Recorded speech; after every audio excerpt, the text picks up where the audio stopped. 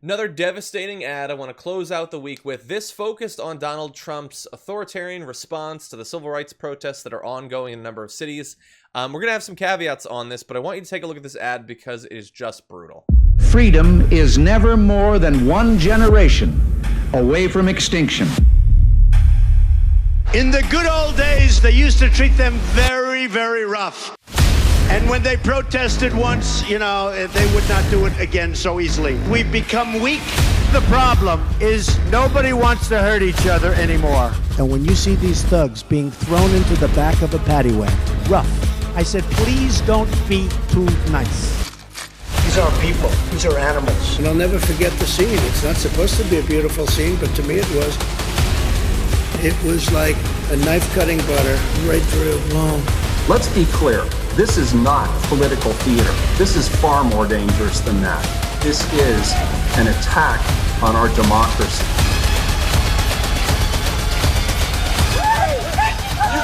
You will get shot. We're doing a great job in Portland. I mean, okay, so do you want the caveats now or reactions first? What's your reaction? My reaction is that the thing Trump has going for him is that he's ridiculous. All the things that he's saying and all the things that he's doing, I was wondering, was Hitler that ridiculous sounding? Or did he seem less insane and silly?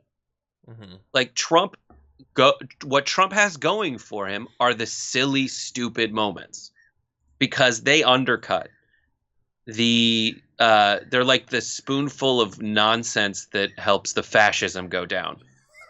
You're probably right. And look, really fast, there have been a lot of analyses of the absurdity of dictators, and it is not a rare thing. They tend to be like Trump in some ways, in terms of ridiculous styles, ridiculous hair, ridiculous statements, and things like that. Look, I can't give the analysis that those books do, but it is actually tied in with the movement and why they come to trust those leaders. But yeah, you're right. But then there's also quotes like those. Now, of course, the vast majority of those quotes are not about these protests. They are about protests, some at his rallies, some outside of the White House, some him like opining about a mythical past that was not great when it existed. He is talking about protests and how we need to be brutal towards those people, if not about these particular protests. The last video in particular of the cop saying, if you follow us, you will be shot. I believe that's actually from San Diego, but it is from just a month or two ago. So again, those caveats, obviously this is inflammatory, but a lot of that footage we've shown you before. It is going on. And the response to that is not Trump trying to bring everyone together and figure out what can we do to reform the police. Now, clearly, I'm Trump. I don't agree with everything BLM does, but we can perhaps come to some idea of a compromise. No, it's I'm going to take what we did in Portland and I'm shipping it to as many cities as I can. And we're going to have more on that in just a little minute. But I think that that's pretty powerful. I mean, seeing those ads, and his fans love those sorts of quotes about knocking people over the head and don't be too nice. And, I'll pay your bills if you bloody them and you get arrested. That one's going to be effective. Yeah. It's insane. Everyone's called out all of this internal hypocrisy, like all the folks on the right saying, the government's trying to put their boot on our throats and take away our personal liberties. And so we need to be prepared for when that happens. And it's like, that's happening. That's happening right now explicitly. There's video of people in Portland just standing there and then suddenly getting attacked by armed, secret, unidentified police. Yeah. And that's bad. That's real bad.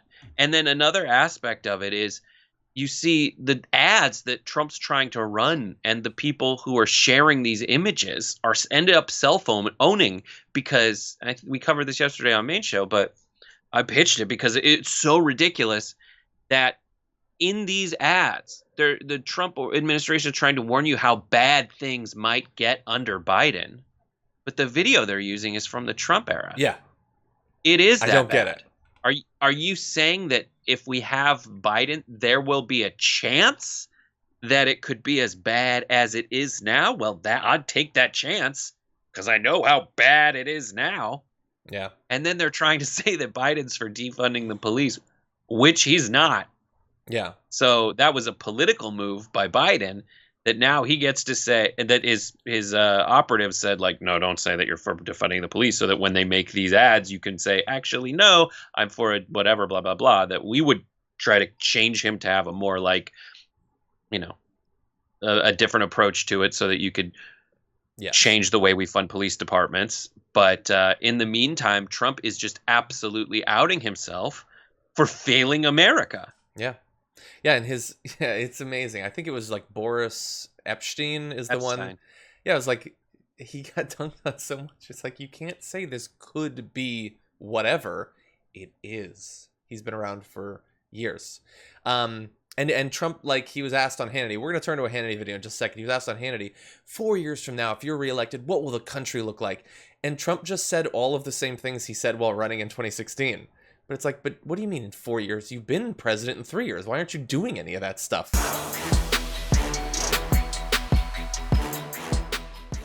Check out the Damage Report podcast each day, wherever you get your podcasts, whether Pocket Casts or Stitcher or iTunes. You can join me as I give you the news and stories you want, with a range of co-hosts and interview guests jumping in on the fun each day. Again, that's the Damage Report, wherever you get your podcasts. And if you get them at iTunes, don't forget to rate and review. Sometimes I'll read them live on the show.